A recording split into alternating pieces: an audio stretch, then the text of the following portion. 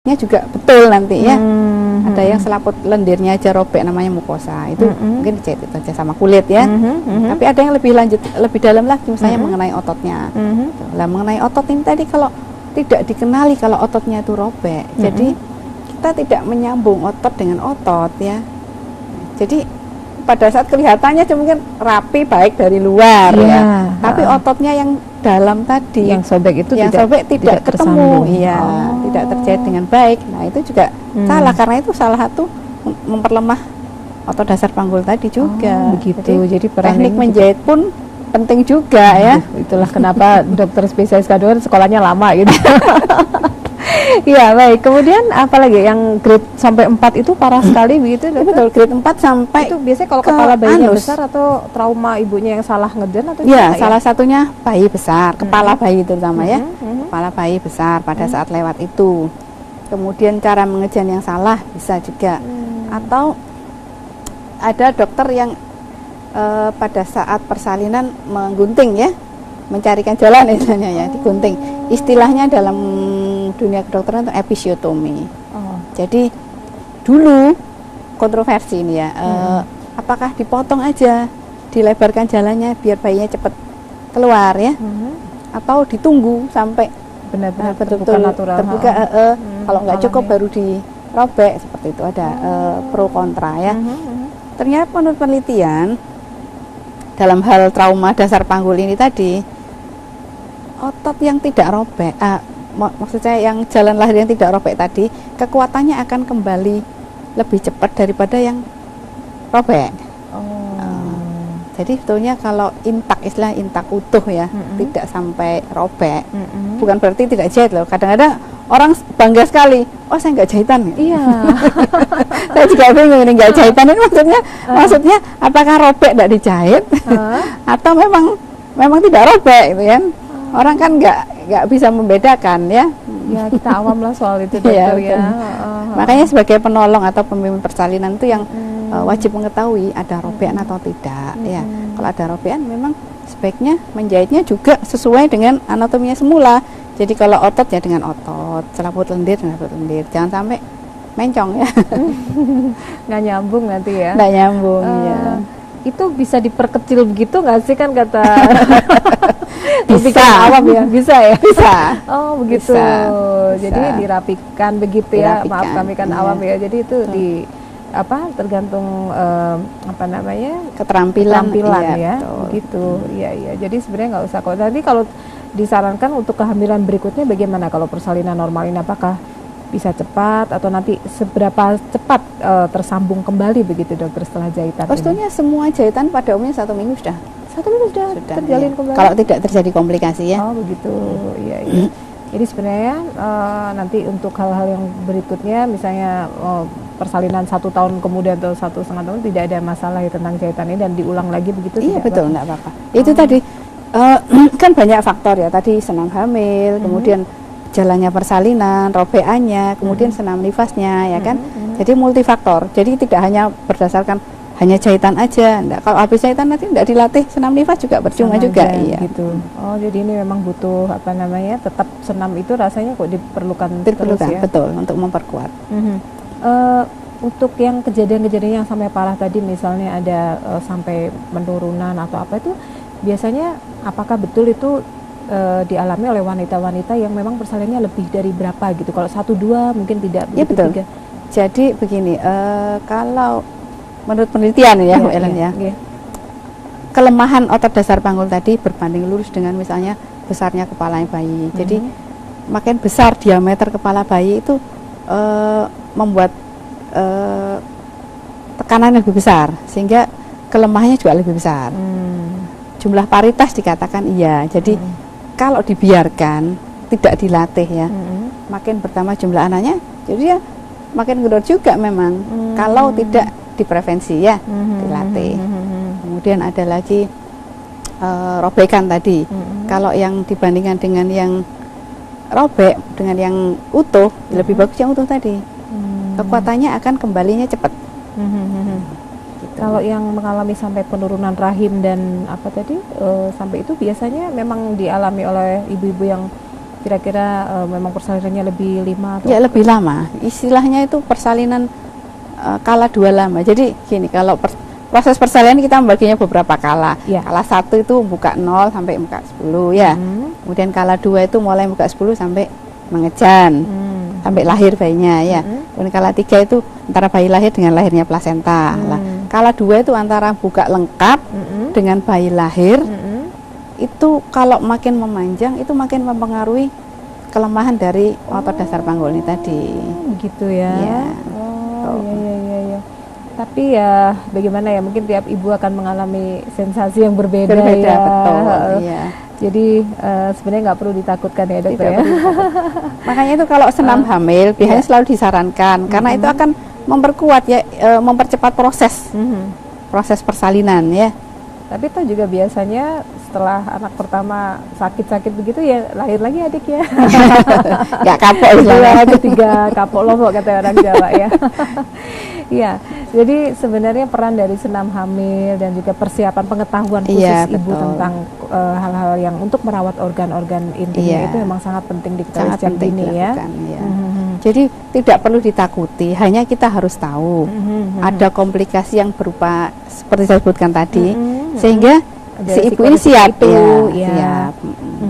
Memang dulu nenek saya pernah mengalami itu, mungkin penurunan rahim itu di usia yang mungkin 60 atau 70 tahun begitu ya.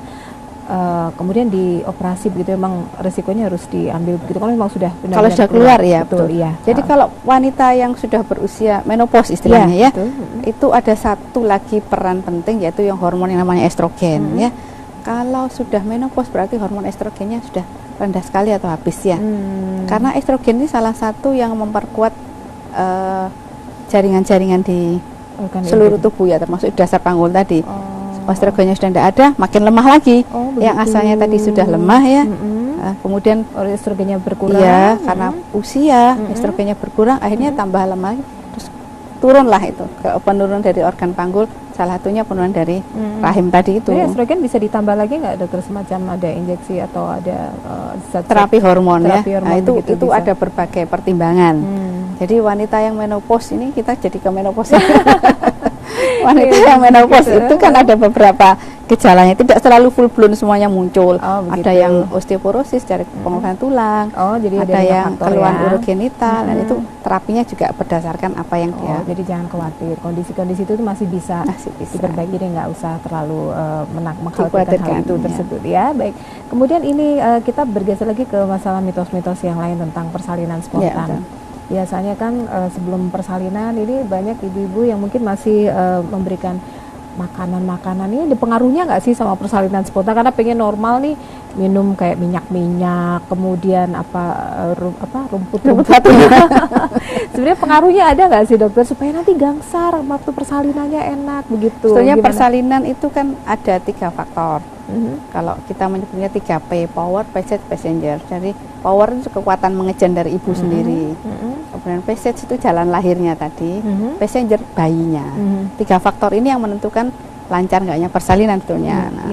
Kontraksi ibu bagaimana bisa kontraksinya bagus ya, gizi yang baik. Kalau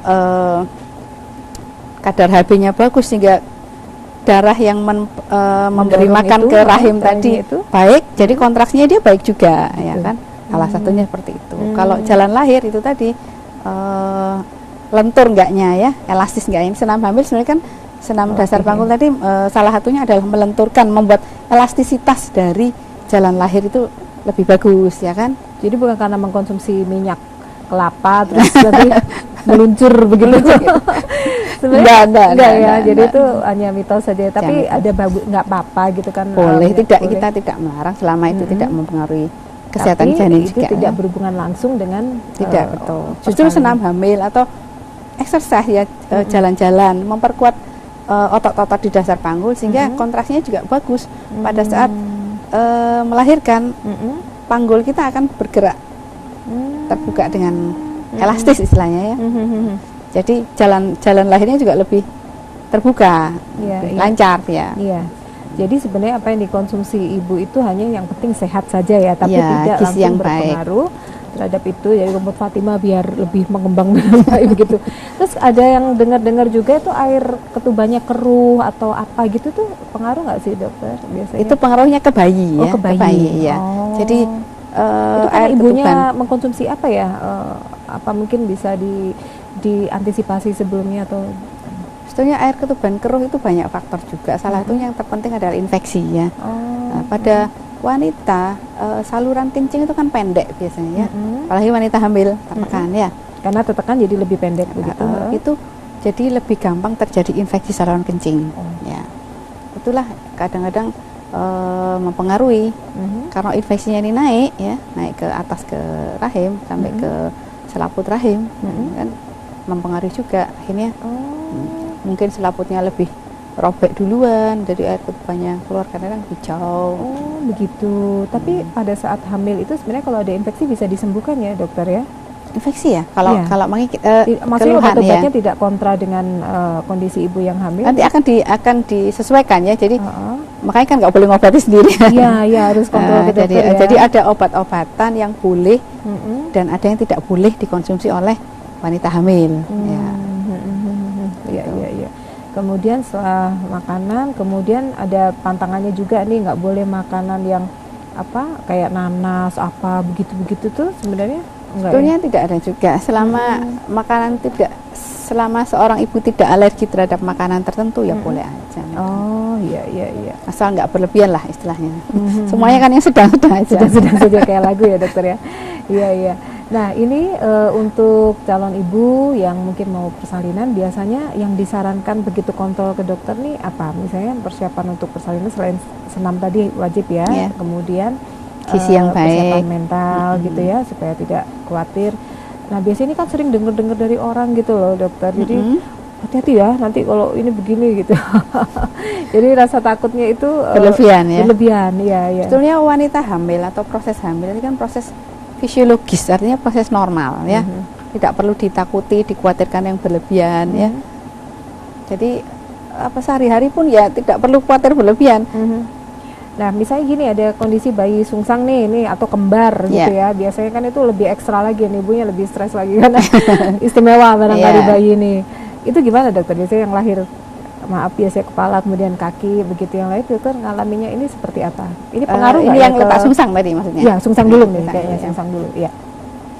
Letak sungsang itu memang kesulitannya seperti ini. Kadang-kadang kalau anak pertama kita selalu lebih banyak anjurkan untuk operasi ya, anak pertama. Karena apa? Karena letak sungsang itu kepalanya di atas ya. Bayi kepala itu adalah bagian terbesar. Ya. Jadi kalau letak kepala bisa lahir, insya Allah yang lain bisa lahir gitu. Iya, karena kepala yang paling besar sudah lewat. Iya. Tapi kalau letak sungsang kepala di atas, berarti yang besar terakhir. Yang bawah itu bisa kaki, bisa pantat ya. Itu kalah besar dari kepala. Kekhawatirannya kalau ini sudah keluar tapi kepala tidak bisa nyantol. Oh begitu. Nah, itu yang dikhawatirkan ya. Baik, iya. Baik, kita akan bicarakan lagi hal ini lagi tentang sungsang dan juga bayi kembar nanti persalinannya seperti apa. Baik, sebelum kita lanjutkan, Ayah Bunda serta keluarga tercinta, kita ikuti dulu yang berikut ini. Selasa malam Pro 2, saluran digital TVRI Jawa Timur, pukul 20 WIB. Blong, tampil cantik. Soal gimana sih tata busana pakaian menggunakan batik yang memang di sini dibahas bagaimana seorang wanita tampil cantik menawan dari sisi make up, cara berbusana dan etika. Anda juga bisa berinteraksi dengan pakar kecantikan. Pukul 21 WIB. Musik for you, genre reggae. Anda bisa request dan memilih lagu-lagu bergenre reggae yang berasal dari Jamaika dan berinteraksi langsung dengan pembawa acara yang penuh canda.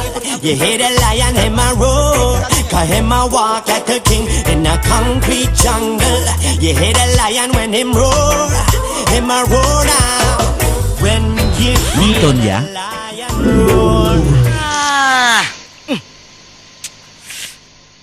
Gambarnya jangkrik. Ya, TV-nya masih analog ya? Ganti dong ke digital. Digital? Ya, digital. Tinggal install set-top box, gambar tajam, channel banyak, tanpa iuran bulanan. Hey, gimana? Bagus kan? Gambarnya jangkrik. Sambut era digital dan nikmati kesempurnaan gambarnya. Dipersembahkan oleh Kominfo dan TVRI.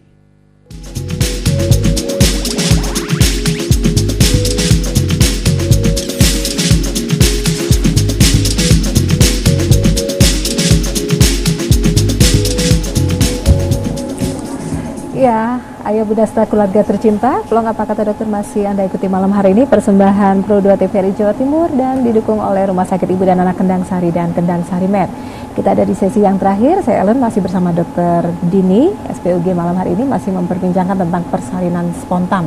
Kalau di awal-awal tadi kita membicarakan persalinan yang normal dengan satu bayi, ya sekali yang agak istimewa, sungsang, ya, dan juga ini 2 bayi ya. Kalau tadi sungsang sudah disebutkan dokter di awal sebelum kita break tadi, sebaiknya memang dilakukan operasi. Itu kalau memungkinkan. Ya? Kalau tidak memungkinkan bagaimana dokter? Misalnya itu bisa sebenarnya lahir secara normal begitu begini, ya? Setiap persalinan seperti saya tadi sebutkan ada alat, bukan alat ya, pengukur namanya partograf. Itu kita mengukur ada skema, ada apa istilahnya? Grafiknya, tabel gitu, ya, ada grafik kayak gitu untuk mengukur apakah persalinannya, pembukaannya lancar atau enggak. Sebenarnya bukan hanya pembukaan yang diukur, itu pembukaan dan penurunan bagian terendah bayi. Maka waktu periksa dalam, periksa pembukaannya berapa, kemudian teraba apa, itu ya, kepala atau kaki, atau kemudian sejauh mana ini pembukaannya sudah lebar kok belum turun-turun. Nah, itu salah satu tanda bahwa mungkin enggak bisa. Gitu. Meskipun buka lengkap, kalau penurunannya belum mencapai istilahnya HOTS 3, ada beberapa pembagian belum mencapai penurunan diharapkan, tetap nggak bisa. Ya meskipun bukanya lengkap tetap disarankan operasi Bu Ellen untuk menghindari komplikasi kecantol tadi. Ya, nyawa bayinya lebih penting juga begitu ya. Iya, jadi betul. kalau memang sudah terlihat sungsang, memang mesti kalau mungkin ya Bunda ada di daerah yang jauh dari kota, mungkin bisa dirujuk ke rumah sakit begitu ya. Tapi kalau penurunnya sudah penurunan bagian terendah janin tadi mencapai yang diharapkan, ya nggak apa-apa, dipimpin mengejan oleh pemimpin persalinan yang sudah terampil menolong persalinan sungsang. Iya, supaya lebih paham ya dokter ya. Lebih paham. Jadi ada teknik tersendiri untuk menolong persalinan sungsang, tidak sama dengan persalinan yang normal letak kepala tadi. Ya karena saking istimewanya sampai ada mitos kalau anak lahir sungsang katanya nanti kalau besar jadi orang hebat gitu. Karena susah ya, karena susah keluarnya. Itu mitos ya Bu ya. Semua bisa jadi orang hebat. Baik, sekarang kalau kembar bagaimana? 2 lah misalnya begitu ya. Kembar itu sebetulnya ada beberapa posisi ya, yang paling bagus juga kepala istilahnya. Dua-duanya letak kepala. Boleh lahir biasa. Jadi itu gimana? Biasanya secara normal salah satu turun dulu ya dokter? Iya betul, salah satu turun dulu. Jadi sudah alami ya, tidak perlu direncana atau direkayasa begitu. Biasanya prosesnya begitu ya, tidak berebut biasa, gitu. suruh mengejan biasa ya. Kemudian setelah lahir diklem tali pusarnya tadi, dipotong. Ya. Kemudian kita evaluasi. Yang kedua ini letaknya apa? Apakah betul kepala juga, ataukah letak sungsang atau apa?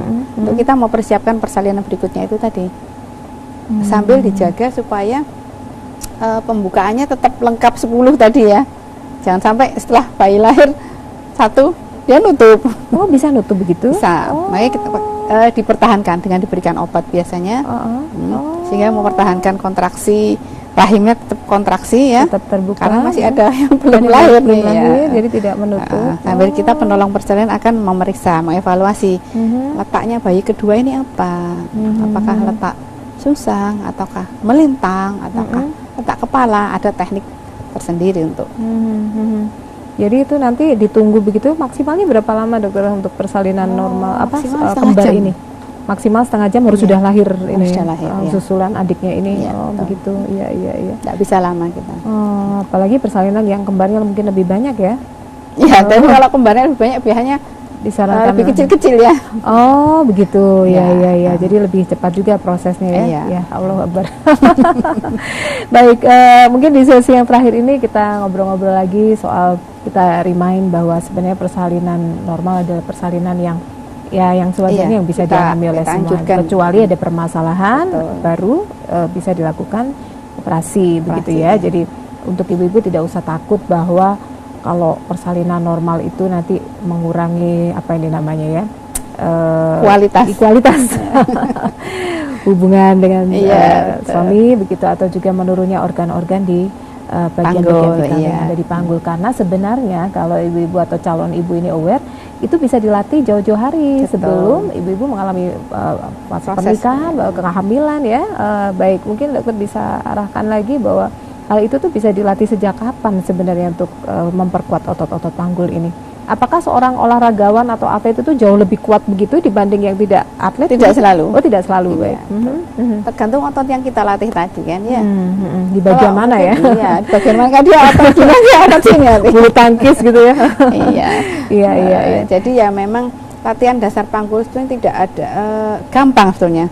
Dikatakan kalau sudah terlatih itu kita sambil duduk gini sambil jalan itu bisa melakukan kalau sudah terlatih ya. Jadi yang penting mengenali otot mana yang mau dilatih itu dulu. Nanti ada sendiri. Kemudian setelah dikenali teknik melatihnya bagaimana. Biasanya dikontraksikan 5 detik dulu, dilepas 5 detik lagi, dilepas lagi. Itu beberapa kali dilakukan 3 kali sehari gitu. Kemudian diperpanjang lagi bisa 10 detik gitu. Jadi Bahkan tuh- beberapa di rehabilitasi medik itu dilatihnya sambil diukur. Jadi diberikan satu alat semacam kerucut yang dimasukkan vagina, disambungkan dengan suatu alat pengukur. Jadi bisa dilihat kontraksinya tuh berapa kekuatannya. Iya. Oh, begitu. Iya. Wah, itu apa namanya? Jadi penasaran pengen ikut juga. Tak memperkuat tadi. Mengukur kekuatan.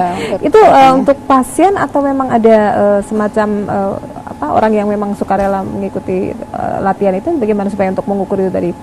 Jadi dokter kan menyarankan ke pasien untuk diukur begitu biar tahu. Tidak juga. Oh. Kalau bisa dilatih aja. Kalau dia ada suatu kelemahan tertentu yang memang tidak harus operasi dulu, misalnya tidak harus operasi. Istilahnya diterapi secara konservatif. Non operatif itu kita sebut konservatif ya. Itu salah satunya dengan latihan tadi diberikan ke fisioterapis atau rehabilitasi medik akan dilatih. Nah, itu berbagai macam teknik.